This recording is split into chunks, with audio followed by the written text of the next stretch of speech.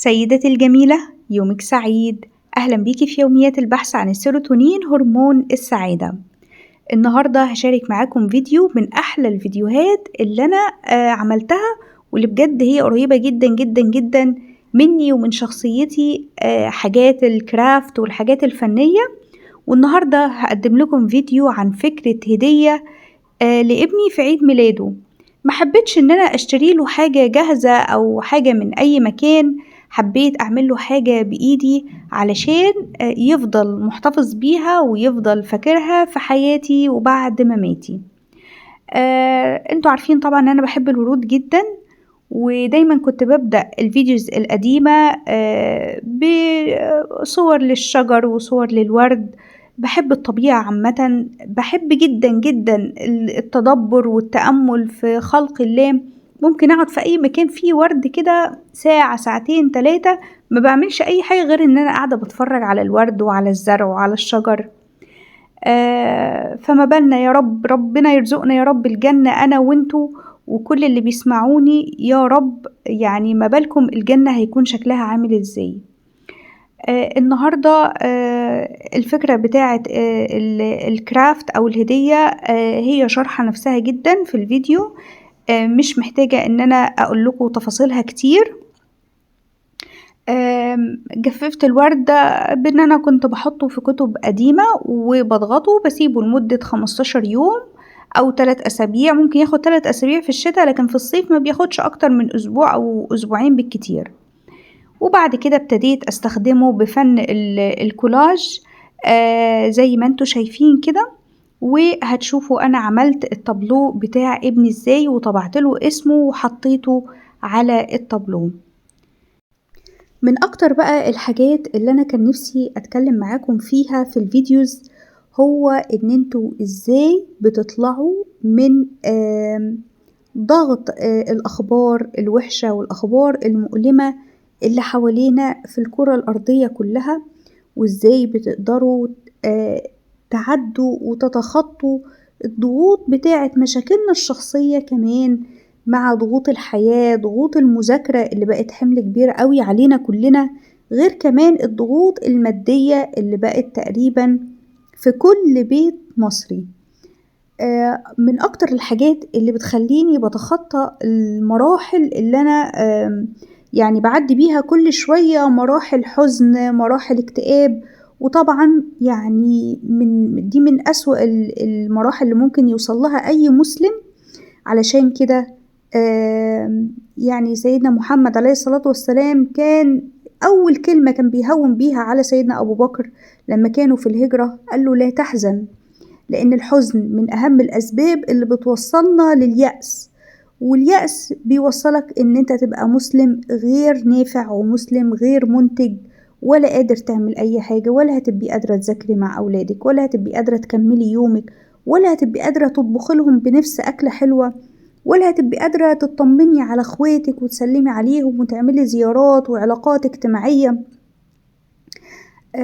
فمن أهم الحاجات اللي تقدروا تتخطوا بيها المراحل دي هي إن انتوا لازم تفرغوا الطاقة السلبية اللي جواكوا أو الحزن اللي جواكم في حاجة انتوا بتحبوها، ولو تعملوها مرة واحدة في الأسبوع. حد مثلا عنده هواية معينة، دي من أحد الأسباب، يعني هي مش دي الأساس طبعا في حياتنا، من أحد الأسباب اللي تقدروا تتخطوا بيها المراحل دي. حد بيحب رياضة معينة، حد بيحب يعمل حاجات فنية، حد بيحب يعمل أكلات ويعمل تورتة مثلا.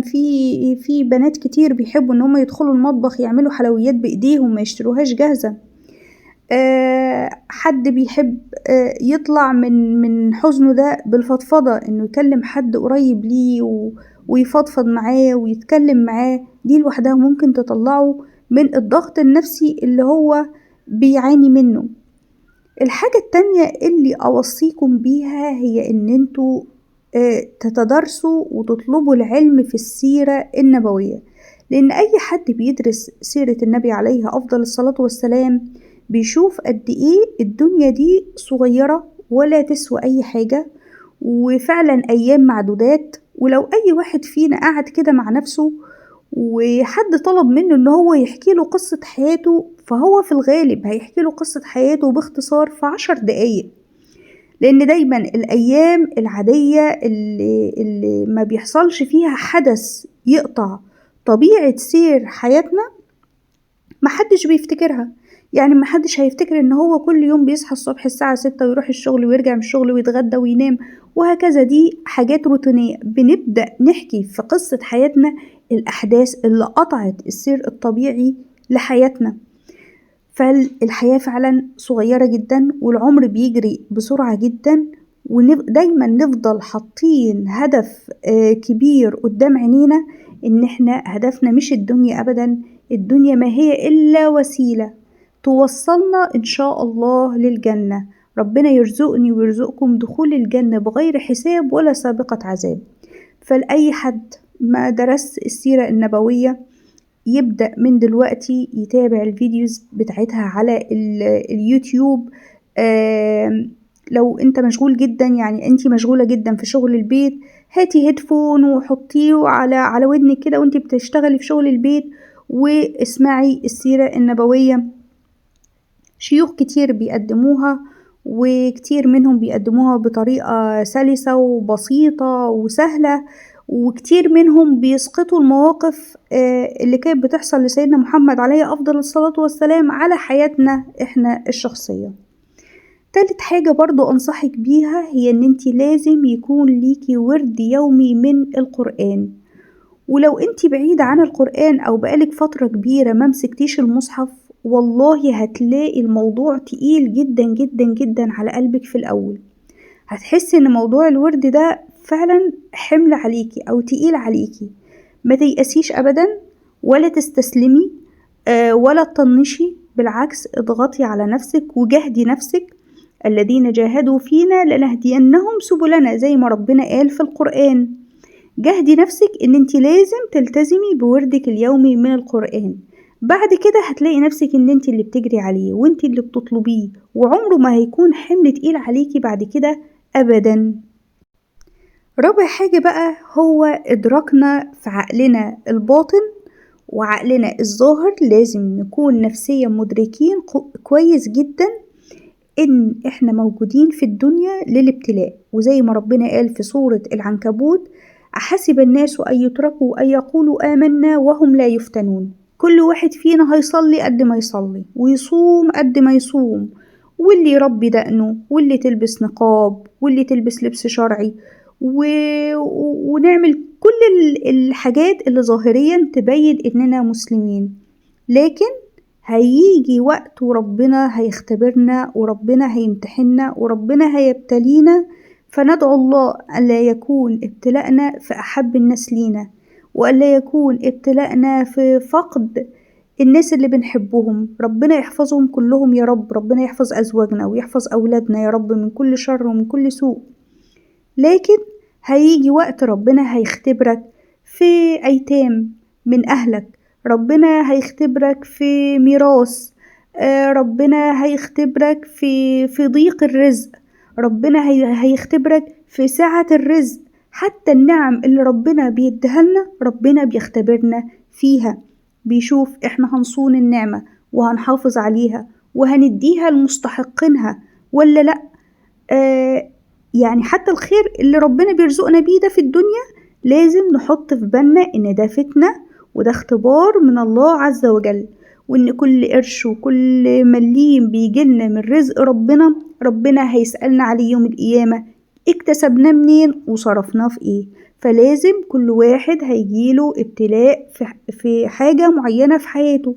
في بعض الناس اللي هيجيلها ابتلاء في تأخر الزواج، في ناس هيجيلها ابتلاء في عدم الإنجاب. ابتلاءات الدنيا ما بتخلص.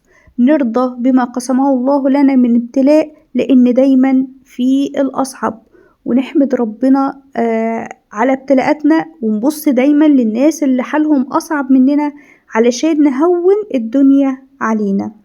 وطبعا ما ننساش ندعي ربنا ونقول: ربنا آتنا في الدنيا حسنة وفي الآخرة حسنة وقنا عذاب النار. مش معنى الكلام اللي أنا بقوله ده أبدا أبدا إن احنا نفضل قاعدين مستنيين البلاء. لأ خالص والله، أنا كل اللي أقصده إن إدراكنا إن إحنا في مكان امتحان واختبار ووسيلة تقودنا للجنة هيخلينا في وقت شدة أو وقت محنة الموضوع هين علينا، عارفين إن ده من عند ربنا وراضيين بقضائه وقدره، علشان نقدر نفسيا وإيمانيا نقول الحمد لله من قلوبنا. زي ما انتوا شايفين كده أنا تقريبا خلصت التابلو بتاع ابني. مش عارفة والله إذا كانت الفكرة عجبتكم ولا لأ، بس دي من أكتر الحاجات اللي أنا بحب أعملها دايما، وبحب أفضي نفسي في أي وقت يكونوا فيه في المدرسة أو ناموا بدري علشان أقعد أعمل الكرافت والحاجات الفنية اللي هتلاقوها برضو على صفحة الفيسبوك، زي ما أنا بنزل هنا على القناة، بس يمكن بنزلها أكتر على صفحة الفيسبوك عشان أنزل الصور بتاعتها.